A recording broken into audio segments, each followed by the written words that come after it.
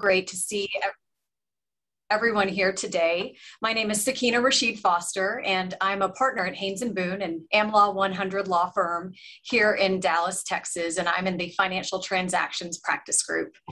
I'm on the board of the Texas Women's Foundation, and I was also a member of the first cohort of the Women's Leadership Institute, which I'll just refer to as WLI for shorthand as we go through. And I'll be your moderator for today's panel discussion, which we're all really excited to hear from our panelists.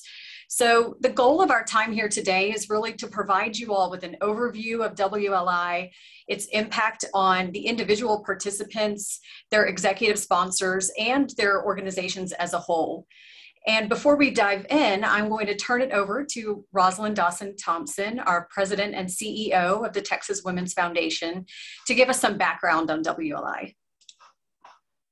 Sakina, thank you so much. And it's really exciting to have so many of you on the call today. I'm just thrilled to tell you a little bit of background about WLI, how it came about, and kind of what it has meant to those who have participated. And you'll learn a lot more about that later from our panelists. But first of all, in 2013, we created a group of high-powered executive women that we called our Economic Leadership Council. They were not our board of directors, but they were this remarkable group of powerful women leading in the C-suite or right at it, who represented many different industries, many different sectors, and as always with Texas Women's Foundation, every race, ethnicity, and all kinds of diversity was present from the beginning in our ELC. When you look at Bonnie Clinton, Martina, Carla, several of the members of this call today were participants in this ELC. And you get a bunch of powerful women together and they're not going to just sit on their hands. And what we knew was we had a real crisis in women's leadership in this country, and we've certainly seen that manifest through the numbers of women that have left the workforce over the course of the pandemic and the necessity for us to rebuild the pipeline of women leaders and support them in every way we can. Well, these women leaders got together and they said, what I wish I had is when I was not in the C-suite and I was not in the succession plan, but I was in that third tranche, there was nothing in my company for me. I'd already aged out of many of the programs that were offered, and I needed more in order to break through into those next levels. And thus WLI was born, designed by and for women leaders who had experienced the same reality that those of you participating or who will participate in this class, because I think you'll want to when you hear about it. It was really a stunning design that was informed not only by the lived experiences of these executive women, but by what they wish they had had when they were in that place. So it's very unique. It doesn't look like the academic programs. It doesn't look like, you go to Harvard and get your ticket punched for executive ed. It looks different. It feels different. It is different. And it's different because it creates a sense of community that is cross-sector, cross-function, and cross-industry. And that community is a very powerful and positive thing. We've had now the fifth cohort will start in fall 21. The first one began in the spring of 2018. So we've crammed a lot into a few short years with several almost 200 graduates from the program at this point. As we mentioned, the pandemic required much of all of us. And in the middle of the pandemic, we had two cohorts that were in session at the time. And so Natalia and the intrepid leadership of the WLI, which was our favorite word every day during 2020, we pivoted quickly into a virtual environment and did the very best that we could to continue to provide that sense of community. We decided by August that everything would be conducted virtually for the balance of 2020, but what we also added and realized, and this again in great respect to the realities of what we witnessed in our country and our society over the past year and a half. That while Texas Women's Foundation had been founded with a great commitment to diversity, equity, and inclusion, and we operate from that perspective, and it's visible in our board, it's visible in our staff, it's visible in everything we do, that WLI needed a more intentional focus on DEI, and to have that included in the curriculum along with the very robust work that Marcia Clark leads the cohorts through. So we added Mia Imbro as our DEI facilitator to the course, and that has been nothing but a positive and wonderful addition. I guess I could say that the thrilling thing to us was that in the midst of the pandemic and all these other crazy things, with some of our WLI members actually doing their work in their closet because the 3-year-old and the 5-year-old were outside the door, everyone stayed in and everybody stayed on, because this is of value not only to the individual participants, but to the companies, as you'll hear Chris and Bonnie speak about later, to the companies that are sponsoring people in this program. So we can brag a little bit about the success. We have an outside evaluator that looks at our cohorts, each one, and checks on the satisfaction that the participants are experiencing and what they like best.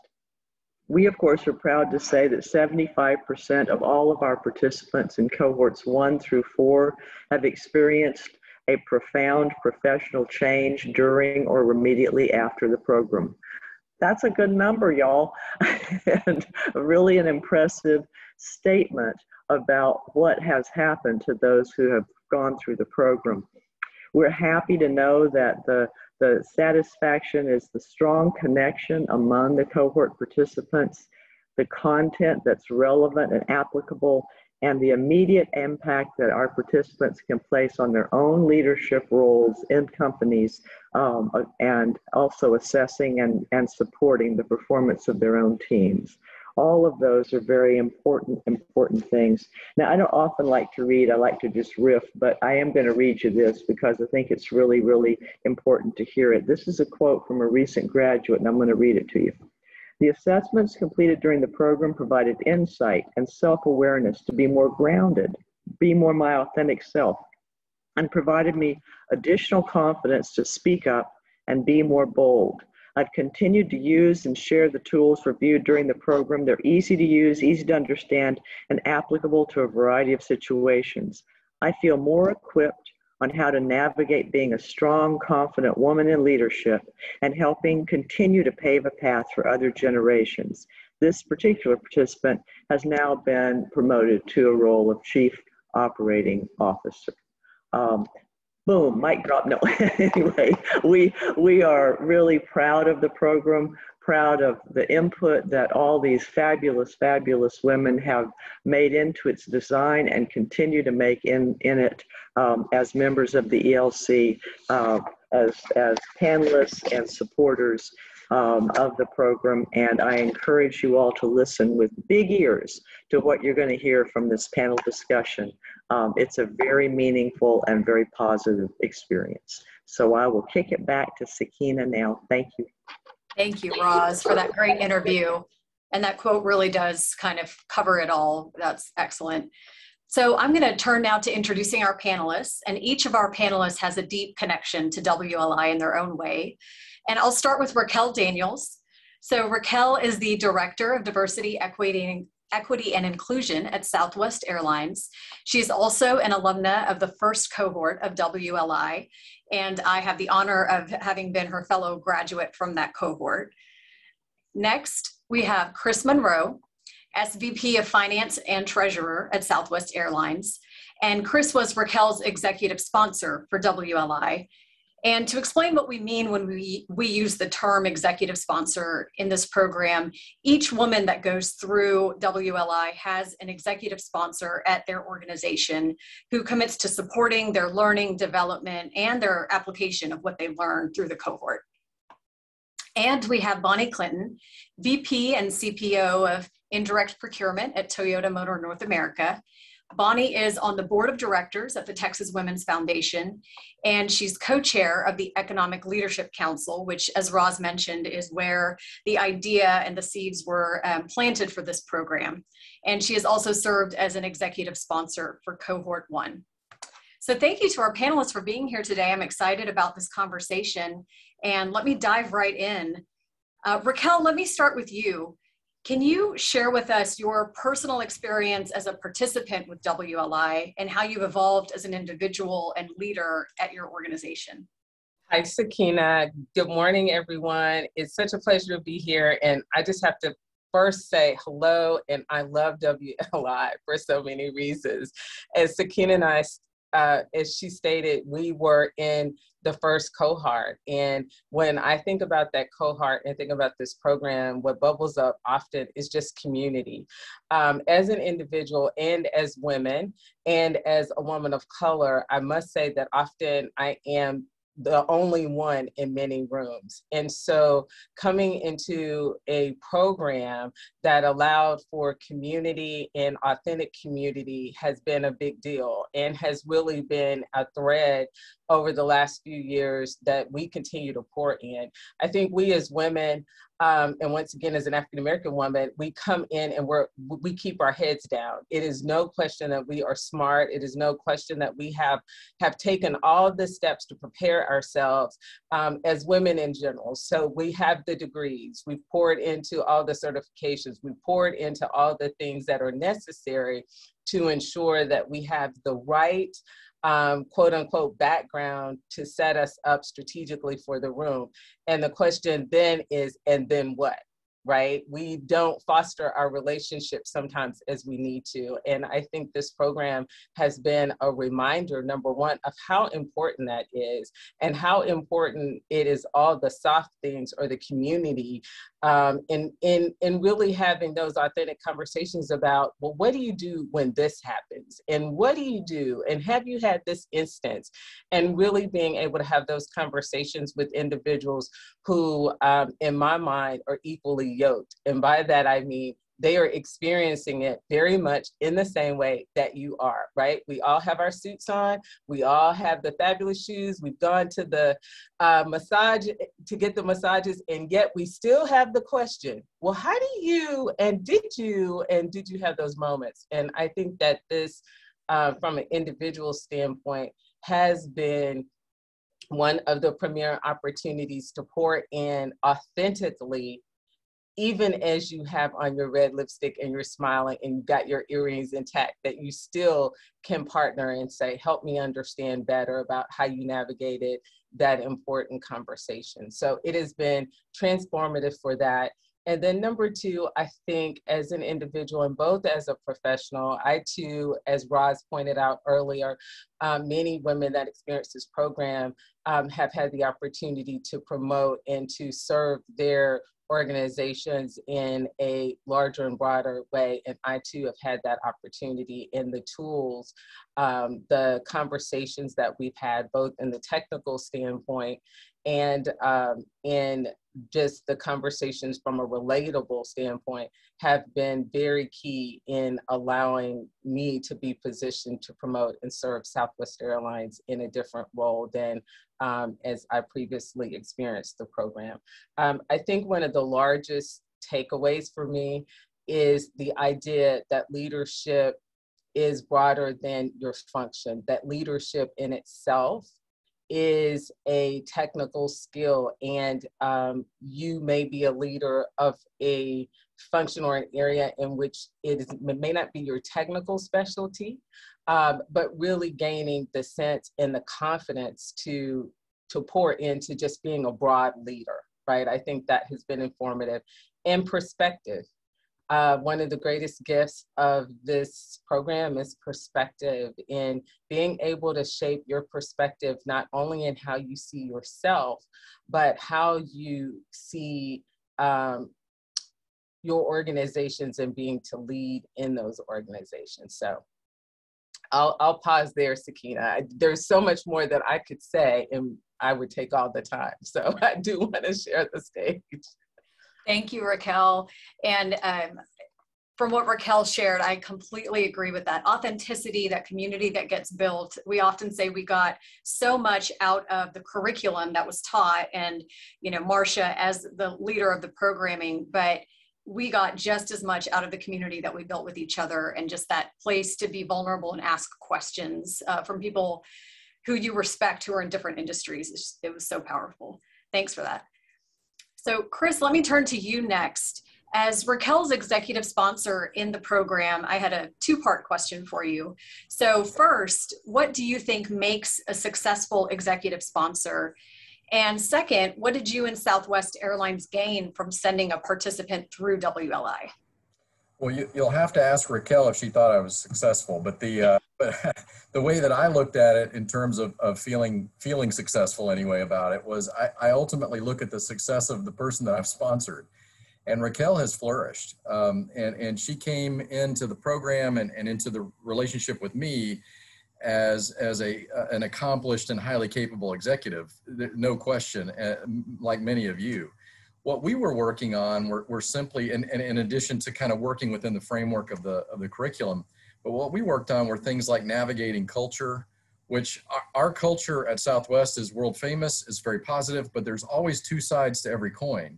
For all of the smiles and the happy and the positive at Southwest, you could flip that coin and get to passive aggressive real fast. And so how do we deal with that? And how do we work through that so that it's a positive environment that you can navigate through? And frankly, the only difference between Raquel and myself is I'm a little further down the road than she is. I've been with Southwest almost 30 years now. And I really feel like the exciting thing for me about Raquel is that the sky is the limit for her. And you guys are going to hear more from her as she continues on this road, both at Southwest and in this organization and in others. And to me, that my success is just watching Raquel, flourish as she continues. So can you help me with the second part of the question? Again, I'm old now and I repeat stories and I forget second parts of questions. So. No problem. The second part of the question is, what did you and Southwest gain from having a participant go through this? Well, I mean, obviously an even more capable leader, someone who has, broadened her strengths, has addressed any weaknesses that she was able to determine she had. And I think that Southwest is better off for the program for sure, because Raquel is now sewing into people on her team, and she's bringing people along. And again, she was doing all those things before, but with new tools, with enhanced tools, maybe with a little bit of help from me. And as for me, I gained a lifelong friend in Raquel, and somebody that. Raquel and I weren't naturally going to find each other in our organization. We were working in different areas. We were working in different groups, different ages, different, just coming at things different in different ways. And so I really have appreciated getting to be a sponsor, because it sort of forced that relationship initially. Now it's something natural. Raquel and I are scheduling on each other's calendars. Hey, I want to check in with you. I have a question. I'm asking questions of her. What are you seeing? And so I think it's I've benefited, the company's benefited, and I think Raquel has too. Sakina, and to Chris's point too, I think it's really successful because, as Chris pointed out, he's in a different part of the business. I mean, he's the treasurer. So I would have conversations with him that would inform me about the business. And it wasn't, I think, Chris, you would agree too, our conversations might have started more structured, like we have a checklist, here's some things we want to talk about. And it quickly transitioned. I mean, we've been still connecting for at least, I guess, 3 or 4 years now, and they are impromptu. We have a list of things that are in our heads we may or may not talk about, but it is truly an authentic conversation. And how it has been impactful for me is that we sit in different rooms, and Chris has been so instrumental, as I said before, about I'll be blunt, political navigation. I mean, there are two sides to every coin, as he shared, particularly in our environment. So I really lean on Chris when I have those questions about, how would you think about this? Or how do you think I should think about this? Or what are some perspectives that, as I am wanting to advance certain things, what would you say about that? And those are just things that I think are invaluable for all of us. And as he said, I hope that I'm doing that for others that are on my team or who are coming into my circle of influence, if you will. But that, in that sponsorship, executive mentorship relationship, I think that's what's huge about it. And besides being just a great friend, that we can have a conversation, Chris and I can have an effective conversation in 10 minutes. No lie. Like, we just go in and like, hey, and we walk away, and I'm like, thank you so much. That was greatly helpful. Thanks to you both. I think that is such a great way to look at this. You're not only creating relationships and connections with the cohort, but also within your organization is creating those opportunities to keep that going. So Bonnie, let me turn to you. You have been such an advocate for this program in so many ways, as a board director at the Women's Foundation, with the Economic Leadership Council, and as an executive sponsor. So I'd love to ask you, from your perspective as a leader at Toyota, why is WLI so important, and why does Toyota choose to invest in it versus, say, an internal offering? Well, definitely. Thank you so much for having me join. You know, as Roz described how WLI, came about, I was so fortunate in that I was a part of that group of amazing women who helped formulate the program and provide input. So I know firsthand what went into it. And then I got to experience it as a sponsor, and I have talked to many of the women who would have gone through the program. So Toyota has sent 5 women through the program. We have 2 more signed up for the future cohort. So super exciting. But what I'll tell you is that, you know, as you've heard from Raquel and Chris, some of the things that are very unique to this program is there's a different level of commitment with the executive sponsor. And I think that's so important, that full engagement, full support. And the fact that this program provides exposure to cross industries of current leaders, current executive, leaders, and future leaders, because that broad perspective is, and sounding board of, 20 plus women that are going through and sharing experiences, you can't replicate that, within your own companies. It just doesn't exist.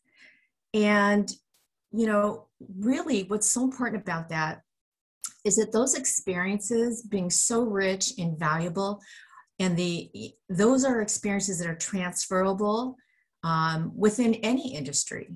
And that's learning, as I said, that you cannot get elsewhere. And while Toyota has many, really great programs, again, a lot of them tend to focus internally, then tend to look at specifically around corporate culture, technical skills, et cetera. And by having this cross-industry exposure across these cohorts, that's just learning. That's gold. You can't, like I said, you can't replicate that. What's so important about that is that it provides that exposure to women to provide that kind of that broad thought and that multiple perspective, and that WLI has that component that explores, from the inside. And I know this is something that I know the programs that I've gone through in the past didn't do that. For some reason, they just don't feel comfortable touching on, what are the things that look inside, what's unique and personal about you, your journey, your path, your development. And WLI provides that. It's a safety net. You have the opportunity to bring your true self, as Raquel explained, to share your true feelings and not be judged by your other corporate cohorts and peers and leaders. And I think that's really important because it gives you a chance to talk about something that you don't often get to explore. And when you think about it, it's so important to understand who you are, where you come from, what your true challenges and what your true desires are in order to be a full, well-rounded leader. And that's one of the beauties that WLI provides. But I think most important is that it provides kind of, again, that outside cross-industry, very rich and broad participation that happens. And I know that some of the discussions I've had with other participants at Toyota is that they've had the opportunity to really do a deep dive and self-reflect of, what is it they really want in their leadership journey. And I know that some very personal decisions have been made. And I know one person in particular made a career change in the direction that in the trajectory and the direction that she was headed, and made a decision after having gone through WLI that she had never considered before. So I think that's really powerful, because companies need to have leaders that are true to themselves, because that's what they will then give back to the company. That's rich. You can't replicate that. And I think WLI gives that and provides that format and gives women the permission to look at an area and not be judged, like I said, to be authentic. And so that's one of the reasons why I think it's so powerful, on top of all the things that, Roz and Raquel and Chris shared. That's all definitely, deeply seated in the program. Thank you, Bonnie. I think that's an excellent point, just about the authenticity and how that doesn't just help the participant, but it helps the organization as a whole. And I also want to echo that I agree with Bonnie, you, Chris, and Raquel, what you've shared as a participant in the program. In Raquel's cohort, I think the words I would use in addition to community and authenticity and connection would be transformative and practical. I walked away from each session with practical things that I could implement the next day. I still have our hard copy of all our materials, and I will pull a page out when, I have someone on my team that's struggling with giving feedback, and say, okay, let's sit down. Here's a practical one-pager. Let's walk through it. So it is something that is very tangible, in addition to all the rich relationships that get built. So next, let me actually open this question up to our whole panel. And Raquel, we can start with you and go down the line. But the question is, if someone's deciding whether to invest in this program, can you share why you believe it's an important investment? Yes, I believe it's an important investment because I see us all as athletes. And when you have your star athletes, you want to invest in them to allow them to go to that next level. And with everything that everyone said, sometimes there are pieces that are locked, that all you need is a little additional tool to equip them to perform at the highest level in which they can. And I think this program, as you just said, is a huge element for that. It is transformative, and it allows athletes to perform at their highest level. I mean, there is no other program such as that. And you have the opportunity in a safe way to really perfect, or I'll say enhance, right? Because we're all works in progress. So you have an opportunity to enhance and continually build the muscles appropriately for you to perform at the levels, not only that you want to, but that your organization needs you to perform at. It's a great comparison. Thanks, Raquel. Chris, I'll turn to you. So why is this an important investment in your view? Yeah, I really think it comes down, I echo Raquel's comments, but it really comes down to me to the fact that we deepened or created and then deepened a relationship that spans, that goes beyond Raquel and myself now. She knows people in the Treasury group she would have never known. She knows more about why it was important that we had a fortress balance sheet coming into COVID, and why we're, and she knows all about that. And she knew about it before COVID happened because of all the conversations we had. And so those translate into the conversation she has in the DE&I world. And then as I'm trying to create and change a finance department here, and have more diversity and equity and inclusion inside, I've got a ready resource in Raquel. I have somebody. I'm not just inviting Raquel in for a discussion or to help her teach something for our team. we're friends. And so she comes and can come into my staff meetings. She can come into our discussions. She knows about the people I'm trying to move to different departments to get them new experiences. And we've had those great discussions. So I think it's really just, I don't know what the correct term is, cross-pollination, the opportunity to understand from different points of view and have people that you respect and you've worked with and that you trust in other departments across these large organizations. And it just gets harder and harder the bigger you get. Thanks, Chris. That's great. And Bonnie, same question to you. Why is this an important investment? Sure. So as I mentioned, Toyota sent 5 women through, and 2 of the women that went through actually came from our HR department. And so certainly they've seen every program that Toyota provides. And Toyota has some really great programs, no doubt. And there are a lot of programs that they've seen and experienced. But the feedback when they went through the program was that this program was unique. It was like none other than they had experienced. And so what I would say is it really added, that extra element and perspective on top of what they had learned at Toyota. And as I had said before, where do you get 20 plus women as a sounding board to give you the unfiltered, honest truth and feedback and guidance and support that women need? And this program provides that. And women who have gone through the program still connected with their cohort. I know that several, women have shared that they do an annual reunion, which I think is phenomenal. So to have that kind of support system throughout your career, that's priceless. You can't replicate that. And in a stronger, as I said, a happy performer, it creates a stronger performer. And at the end of the day, that's greater results for Toyota. It's truly a win-win formula.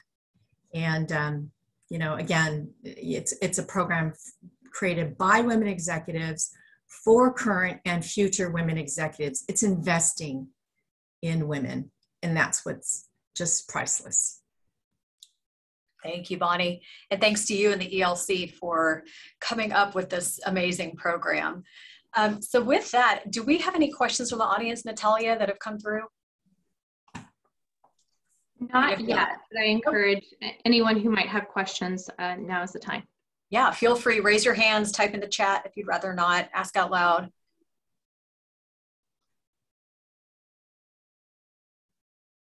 We did such a great job that no one has any questions. Maybe one thing I'll just add, I was fortunate to be a sponsor, as I said, in the first cohort. And I remember going through the sponsor kickoff session, the first session, and getting the visibility of what the program was about and actually experiencing some of the content. That was powerful. Many programs that I've seen and been a part of is, you as an executive sponsor, you're nominated an employee, or you're handed, here's who your employees, and you tend to be that listening person. Okay, so tell me what you learned. Okay, great. But there wasn't that preparation that went into being the executive sponsor. And that's one of the things I love about this program. And I know, Chris, you probably experienced this as well. But going to that first day and listening and experiencing and filling out some of the questionnaires and to me, that really increased the level of engagement being an executive sponsor. I thought that was great. There was one question around executive sponsors and how is the best way to identify them and pair them with a particular participant. And maybe that question should go to Bonnie with your experience at Toyota. Well, I think it's kind of two-part. I think there's multiple approaches to it. And I think in the situation of Chris and Raquel, I think it was really great that they matched up, they found executive sponsors that were across the organization. That gave a true opportunity, and they could speak to it, and they touched a little bit on it, a true opportunity to meet and get exposure to other areas of the company that may not have happened otherwise. So it was intentional. And I think there's also a path where if somebody is in more of a vertical, where they have their, vertical leadership sponsoring them, and where they're, you know, very familiar with that executive's experience and very familiar with what needs to happen to get to the next level or to get that exposure that they're in need of in order to progress in their leadership journey. So I think it can be multiple ways. I don't think it's a strict formula, just one way. And there is one more question. I can send this over to Roz, actually. Back in the day when you guys started meeting with the ELC, was there any hesitation about creating WLI? Like what was their pause? Oddly, no. There was enormous, and Bonnie was in the room, you know, there was such enthusiasm on the part of all of the women involved that, and in fact, they brought with them, the ELC members, many of them brought with them their heads of HR who were admitting that something like this did not exist within their company, nor had they found something like this that they could send participants to. So it was really filling a void that existed in each individual's experience, as well as in the company's experience. And so there wasn't hesitation. There was a sense of, you know, if we're going to address women's leadership, we have to do it not in a duplicative way and not in a way that's already being addressed, but address it in a unique and rare and hopefully transformative way. I go back to Sakina and Raquel's adjective, but something truly unique and different that would advance women in a powerful and meaningful way. And I credit, you know, tremendously the insights of those women ELC members and their contributions to this, which then melded together in a combined intellectual property, if you will, with Marcia Clark and her wonderful curriculum for individual and team development to create something that doesn't exist elsewhere, and that in fact has proven, we didn't know if we had a winner or not, y'all. I mean, that's just the truth. We were hopeful, but after the first cohort, it was quite clear that this was unique, transformative, and had legs, long legs. And so, yippee. Hey, Roz. Oh, go ahead. Oh, sorry. Go ahead, Carla. I was just going to kind of echo and add something to what Roz said. One of the things that in Regions is kind of new to this, we've sent 2 people through now, that our company really likes about this is that, you know, every company, regardless of how great their culture is a bit insular on their culture and the way they do things. And so I think one of the things that was appealing to us as a bank wanting to send people through this was just the exposure. And I think, you know, Bonnie mentioned this, the exposure to so many different types of companies, because every company has a different way of doing things. And it just, you pick up things that are, you know, that work well from different companies, and just that exposure to doing things a different way. You know, banks don't have the, you know, to some extent they kind of do things, some things alike. And I just think it's very eye-opening to see how other companies navigate some of these different issues and build their leaders in a different way. And so that's just been an exciting thing, and that's part of what we've been looking for in this program. Right. The other point that I would add too is that in this time, what we know from our experience and also what the industry would tell us and what academia would tell us is that diverse populations, so when I speak of diversity, it's representation not only in gender, but underrepresented gender, people of color, those underrepresented groups. So what we do know is that sponsorship and networking and mentorship are key levers in helping those particular populations to elevate within their organizations. They're critical to career navigation and that elevation. And so when I think about all of the women that have come after me from Southwest Airlines, or if you think about other organizations, this program is key in being able to help serve as one of those tools that are going to pour into them to help with that career navigation. We talked about sponsorship, we talked about mentorship, and building community are key, because we cannot miss the fact that, as I said earlier, women often are hard workers. They keep their heads down. They have the skill. And that is part of what sometimes causes someone to say, oh, I don't know them, or, oh, I haven't seen them. And so what this program is really great for, and while the connection between a sponsor and a mentor, and not only in the vertical, but horizontal, is so that you create visibility for individuals that you know are potential, or even see them as having a broader line of sight in their careers. This is critical in helping that to become more visible. So if I were in HR, or if I were a leader, or if I had input in another way to be able to designate that, I think this is key. And along with what Carla said, it brings you outside of yourself. I think we all in our organizations, we think and we believe that we're great, and that is true.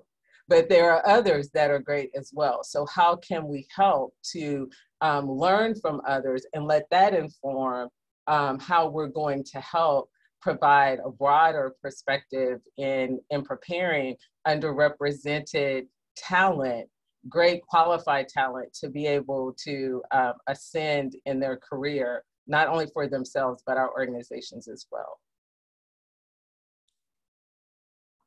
Absolutely. Thanks to all of you. Natalia?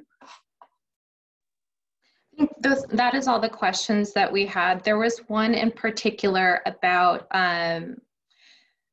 program and whether or not it was open to other people outside of the corporate space. And as we talked about today, mostly it is focused on corporate partners and participants and women in the sphere. But I'm Natalia Brownfield, and I'm happy to have a conversation with each of you if you have any additional questions on whether or not this would be a good fit for you. Great, thank you. And actually, I will turn it over to you to go ahead and give us some information on cohorts 6 and 7. Yeah, absolutely. Thank you guys so much for joining us today. And thank you so much for our wonderful panelists for sharing your insights and experiences with WLI. As I mentioned, my name is Natalia Brownfield, and I am the program director for WLI. I hope you walk away today feeling inspired and learning a little bit more about the program and how this can help support your high-performing women leaders. Cohort 6 registration is now open, and because you spent time with us today, you will get early access to that. Cohort 6 starts in mid-September and runs for 10 months. And now that things are opening up, we are going to be doing a hybrid format for this upcoming session. So that is combination of in-person sessions along with virtual sessions that will allow for maximum accessibility and flexibility, but also providing those key opportunities to help build relationships and community and networking opportunities, as you heard about today. So I will be sending a follow-up email with all of the information that you need to get you started. So that's going to include program details, along with a link to register and secure your spot. Cohort 6 has 32 spots, and right now we are about 20% full. So forward looking to calendar year 2022, we will also be having a spring cohort starting in mid-February. Registration isn't officially open yet, but just shoot me an email and I'd be happy to get you started and pre-registered. So with that, again, thank you all so much. I am your resource for WLI, so please contact me if you have any questions, and I look forward to speaking with each of you. So with that, I turn it over to Sakina to close us out.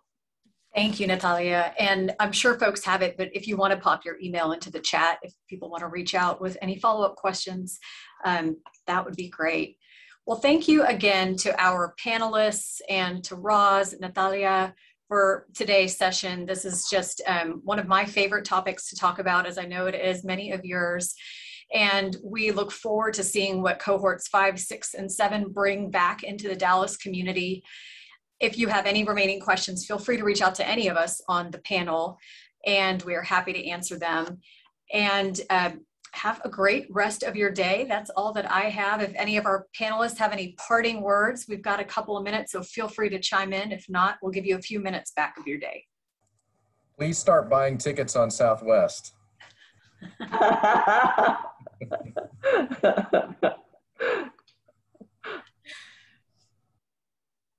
Everyone. Bye, everybody.